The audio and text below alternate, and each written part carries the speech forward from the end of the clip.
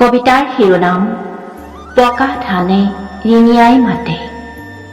কবি আইনাল হক। সোণ পাহি তাঁতখন সোনকালে ব, কাতিৰ দিন যাওঁ যাওঁ, পাবহিয়ে এতিয়া আঘোণ। ঐ সোণ পাহি, পথাৰখন চাই আহিবিগৈ আজি, তোৰ মোৰ পৰিশ্ৰম এইবাৰ অথলে নগল। লাহি ধানৰ পকা থোকে হালি জালি নাচি আছে, পথাৰলৈ গলে দেখোন মন নাযায় ঘূৰিবকে। সোণ পাহি, ভাজি থৈছনে পিঠাগুৰি? জাহাজী কলৰ থোক দুটা পুৰত হল, কাটিব লাগিব দুই এদিনতে, খাম আমি কলপিঠাৰ লাৰু চাহৰ লগতে।